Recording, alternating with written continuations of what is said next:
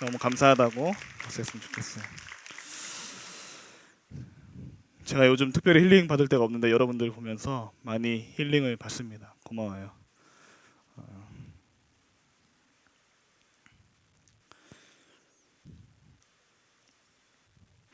요즘에 생각이 드는 것이 있어요. 우리 청년부를 향해서 제가 해줄 수 있는 게 무엇일까 계속 고민해요. 물론 여러분을 처음 만났을 때부터 지금까지 계속 고민 중에 있어요.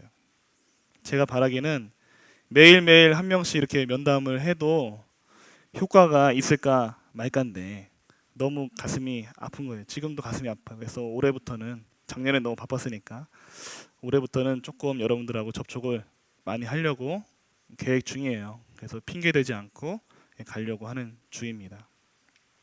그래서 그 와중에 혹시 소외되었다고 느끼거나 그런 분들 없었으면 좋겠어요. 때가 되면 다 만날 거예요. 제가 한 명도 빠짐없이 다 만날 겁니다. 그래서 오해하지 말고 저랑 만나는 시간이 있을 거니까 그렇게 하시고, 이번 수련회도 많이 가시고 명찰도 다 달 거니까 이름 모른다고 또 안 간다고 하지 마시고 다 알아줄 겁니다. 걱정하지 마시고요.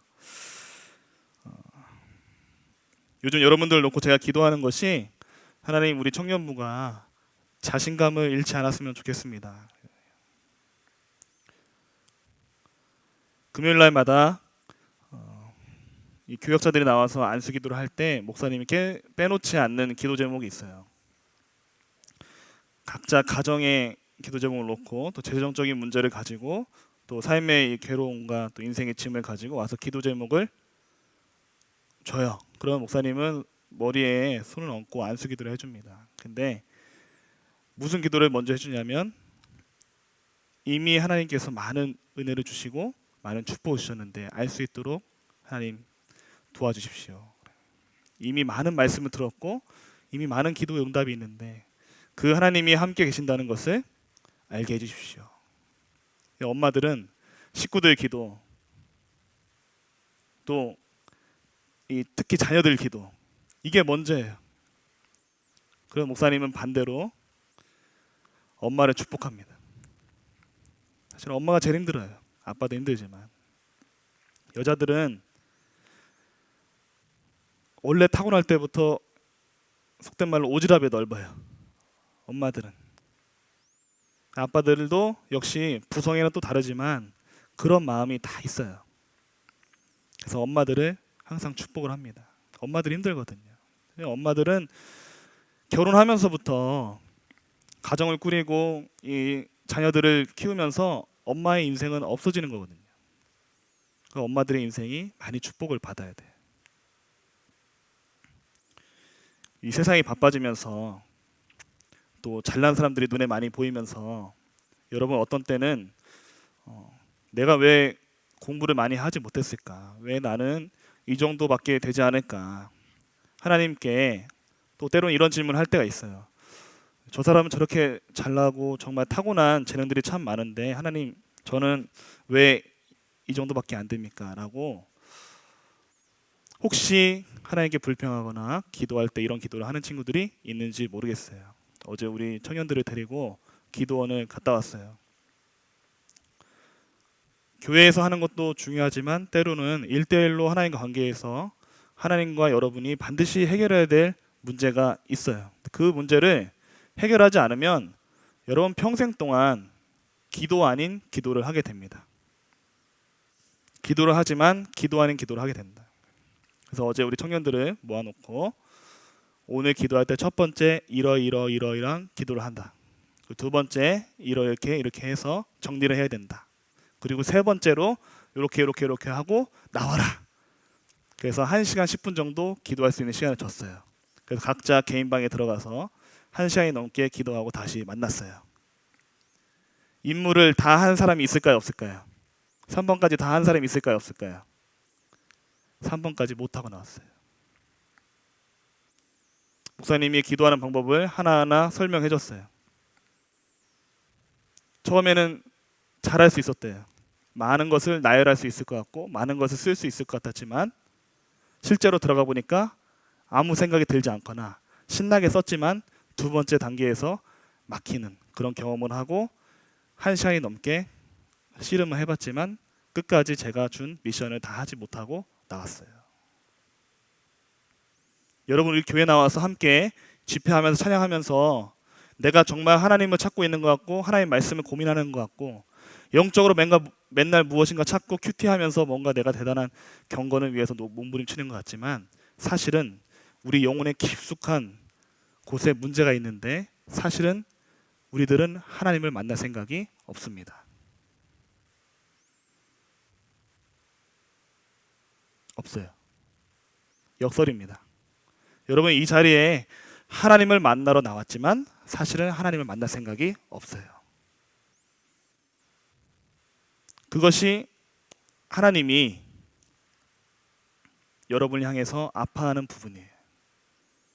이미 왜 중간에 기도가 끊겼느냐? 왜 기도가 안 되느냐? 이미 내 안에 내가 너무 많이 자리 잡고 있었기 때문에 입술로는 항상 하나님을 불렀을지 모르지만 사실은 나를 부르고 있었던 거예요.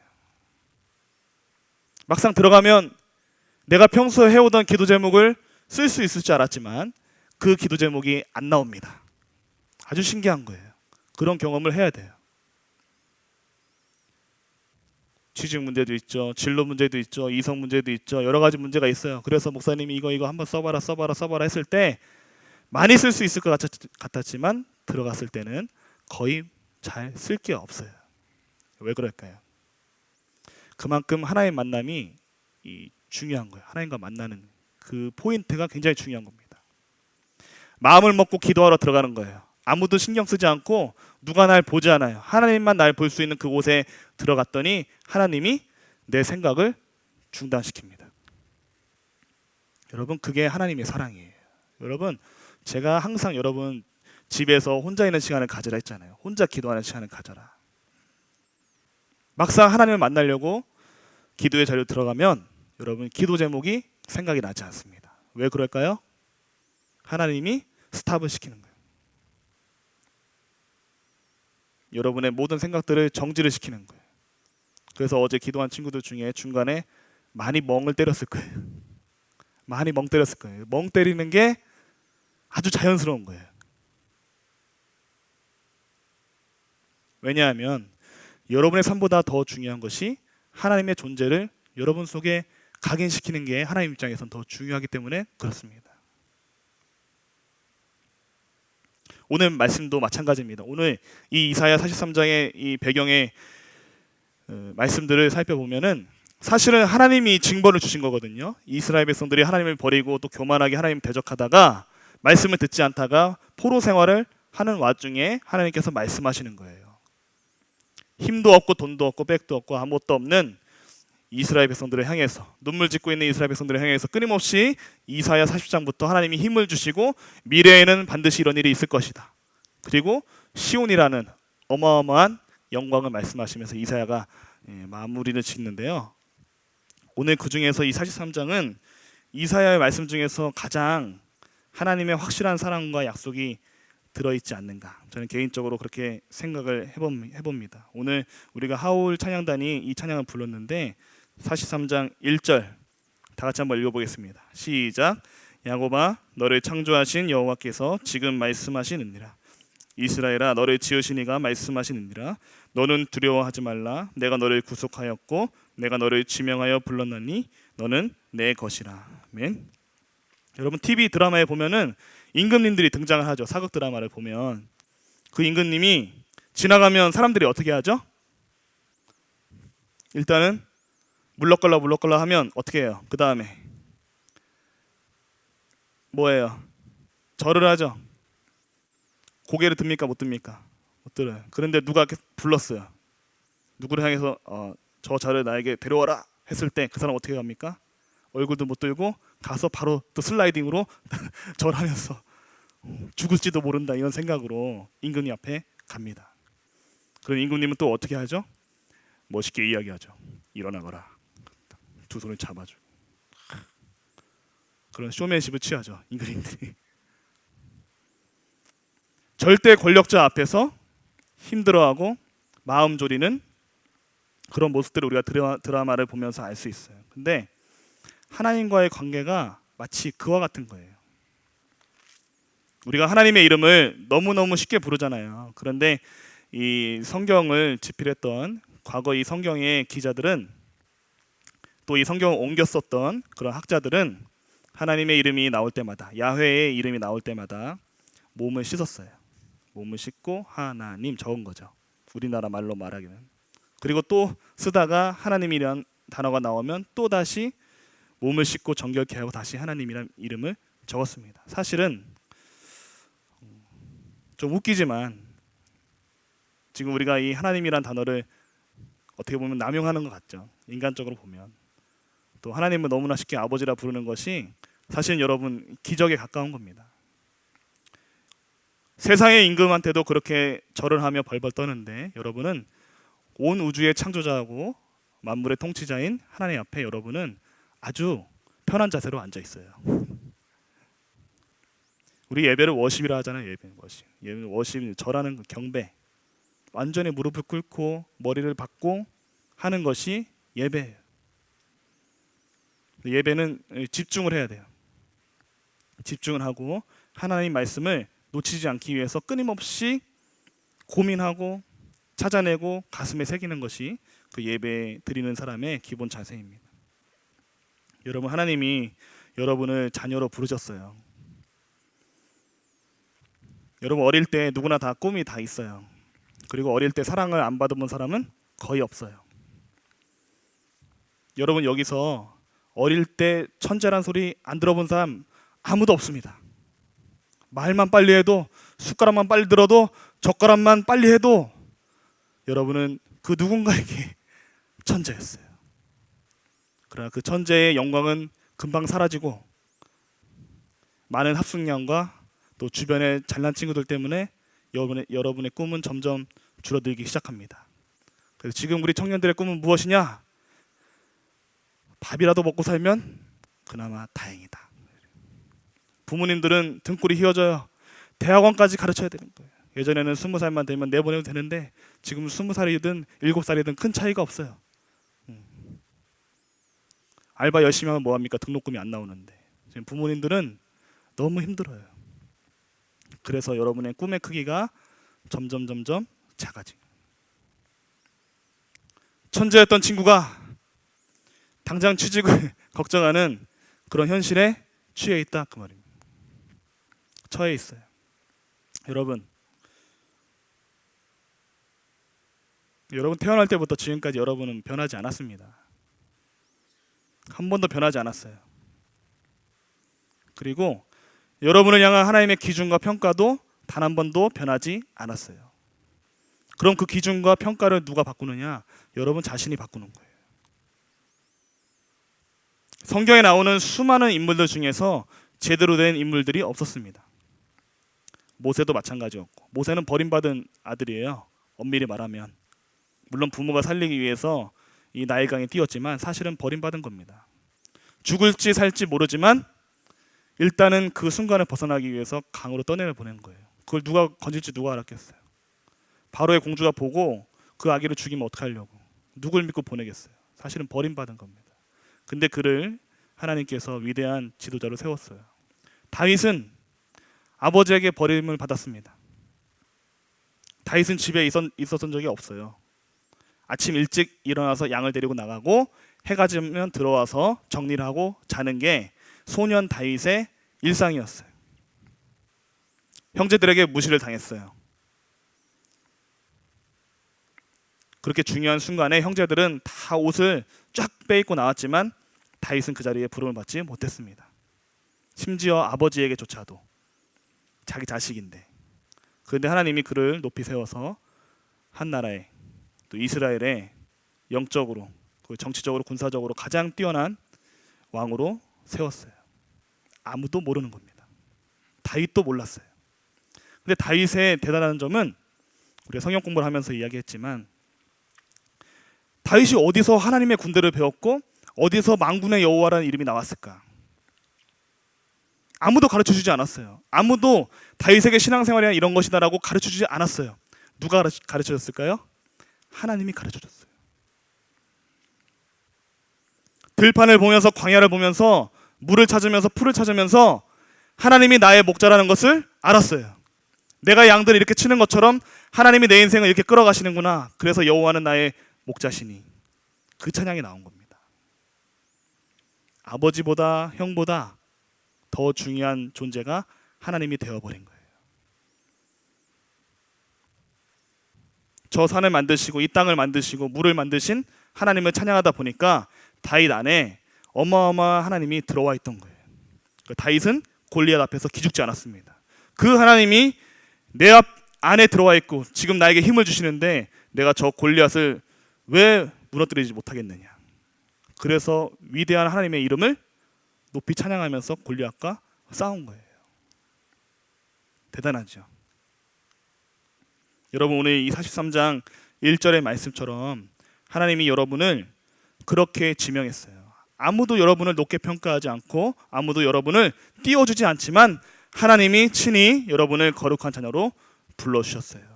내 아들이다, 내 딸이다 라고 불러주셨습니다. 기도하는 자리에 들어가면 여러분은 하나님의 이런 사랑의 음성을 들을 수 있어야 돼요. 그래서 기도 시작하면 그냥 가만히 있는 게 좋아요. 어제 기도원 갔다 온 친구들은 같이 기도하는 옆에서 함께 기도하는 이 사람들이 얼마나 그리웠는지 몰라요. 막상 혼자 들어가면 되게 힘들거든요. 근데 그거를 이겨내야 돼요. 뭘로 이겨내느냐? 의지로 나 기도해야지 그게 아니고 하나님이 먼저 말을 걸어와요. 그거 찾는 연습을 했어요. 그러나 어제 다 미션을 완수하지 못했습니다. 그래서 나중에 정식으로 커리큘럼을 만들기로 했어요. 그럼 하나님이 어떻게 사랑하시느냐? 2절에 보면은 물 가운데를 지날 때, 강을 건널 때, 또 불 가운데를 지날 때 이런 표현을 쓰거든요. 특히 이 물이 나왔을 때는 하나님이 무엇을 상기시키시냐면 출애굽하는 거예요. 출애굽. 가장 힘들 때 이 불은 또 두려움도 상징하지만 전쟁을 상징하기도 해요. 그 참혹한 순간을 벗어나게 한다. 사실은 말이 안 되는 거죠. 이스라엘 백성들은 이미 하나님의 징벌을 받아서 포로 생활을 하고 있어요. 억울하고 분하고 매일 그런 생활들이 반복되고 있는데 하나님은 사랑한다 하시는 거예요. 여러분, 하나님은 신이에요. 신. 우리가 아버지라고 부르기도 하고 때로는 예수님이 우리를 친구라 부르기도 하지만 여러분, 하나님은 신입니다. 신. 어떤 신이냐? 여러분을 창조했어요. 여러분의 세포 하나하나 엄마 아빠보다 더 먼저 훨씬 이전에 여러분을 계획하고 치밀하게 여러분을 만들고 섬세하게 이 땅에 탄생시킨 여러분의 아버지예요. 부모님의 사랑과는 견줄 수 없는 어마어마한 존재라고요. 그분이 그렇게 말씀하시는 거예요.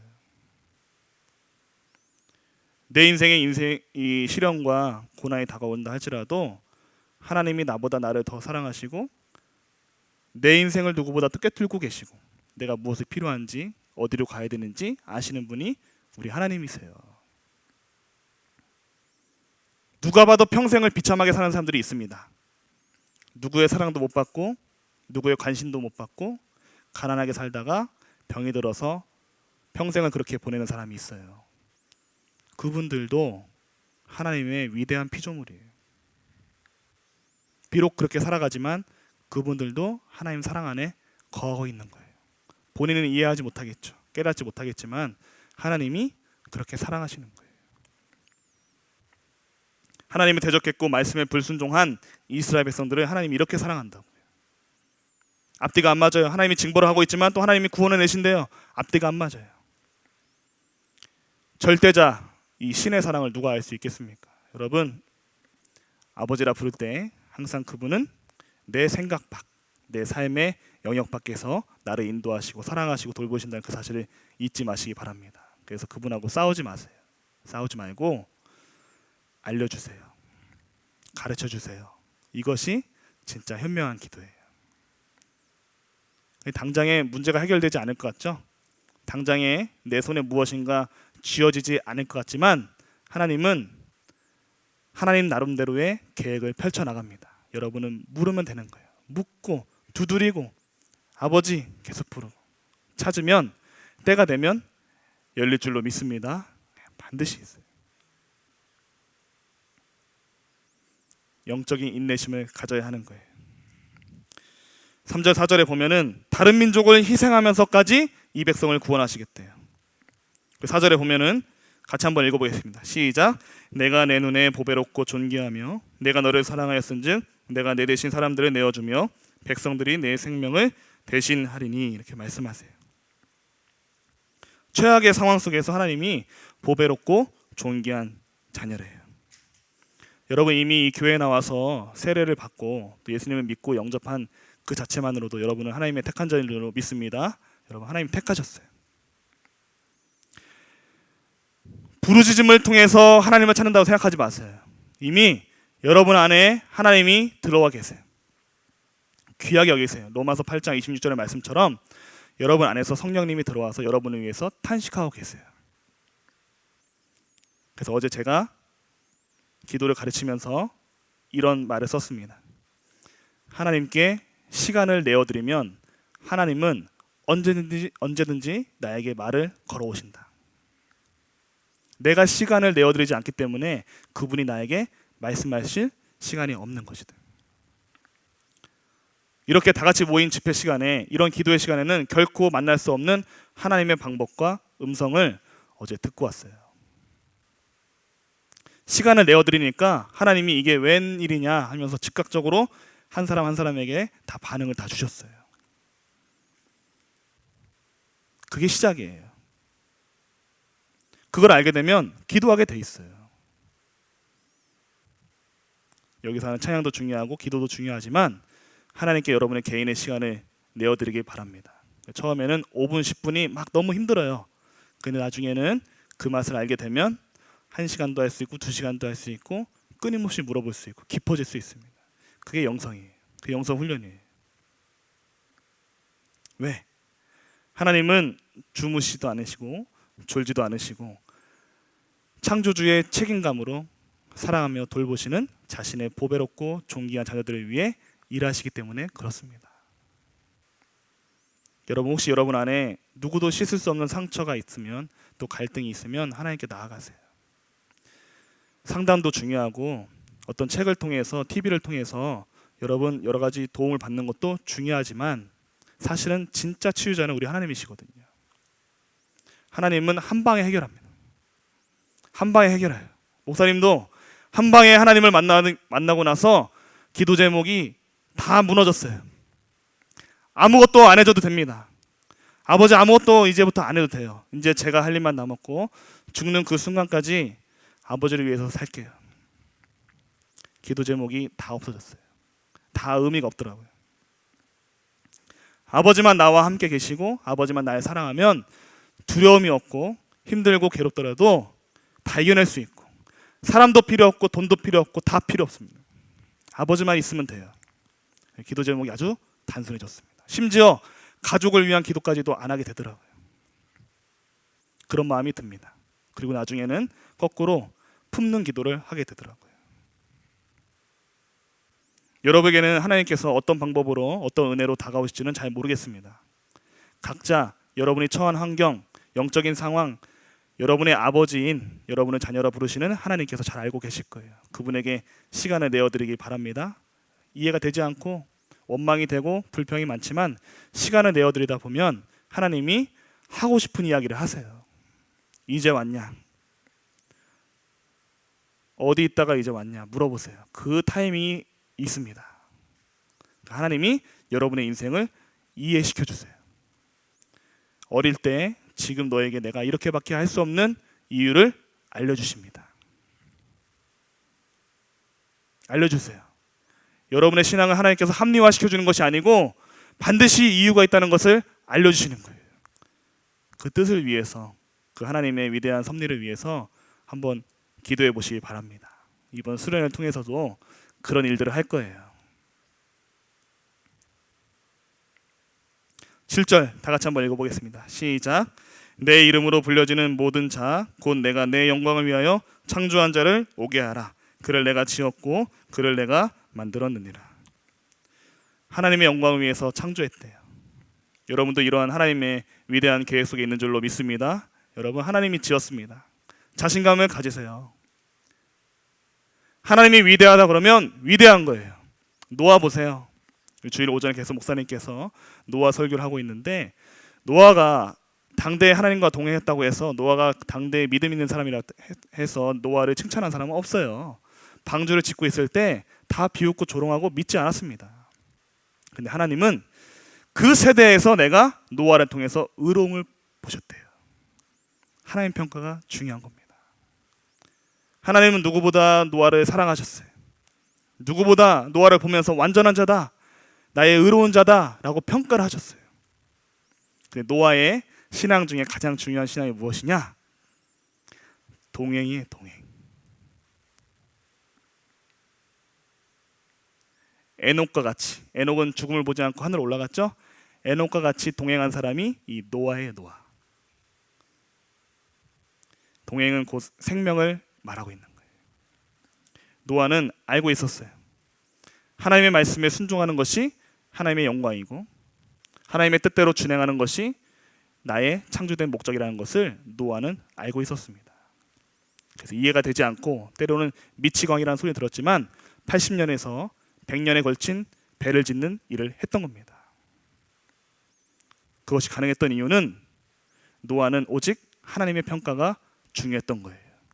자기의 목숨줄, 자기의 인생 하나님께 달려있다는 것을 알았기 때문에 그러는 거예요. 여러분, 설명할 수 없는 사랑으로, 가늠할 수 없는 크기로 여러분을 돌보시고 사랑하시고 은혜를 베푸시는 하나님 아버지께 모든 것을 맡기고 나아가길 바랍니다. 네. 아멘. 네. 너무너무 사랑하세요. 24시간 우리 아버지는 항상 여러분을 안아주고 치유하고 위로해주기 위해서 항상 대기하고 계세요. 그리고 여러분이 물어보면 언제든지 대답해줄 준비가 되어 있어요. 기도를 받으러 나오는 성도님들 중에 가장 가슴 아픈 기도 제목은 자녀들하고 소통이 끊겼대요. 엄마가 막 울어요. 목사님이 기도할 때 손을 대면 눈물이 터져요. 가슴이 너무 아파요. 애기하고 대화가 안 된대요. 그게 부모님의 아픔이에요. 여러분은 보배롭고 존귀하게 사랑하시고 여러분의 인생을 누구보다 사랑하시고 여러분의 세포 하나 다 자신의 형상으로 만드신 아버지께 모든 것을 다 맡기고 항상 의지하며 동행하는 여러분 되시기를 주의 이름으로 축복합니다. 이제 함께 일어나서 찬양하겠습니다.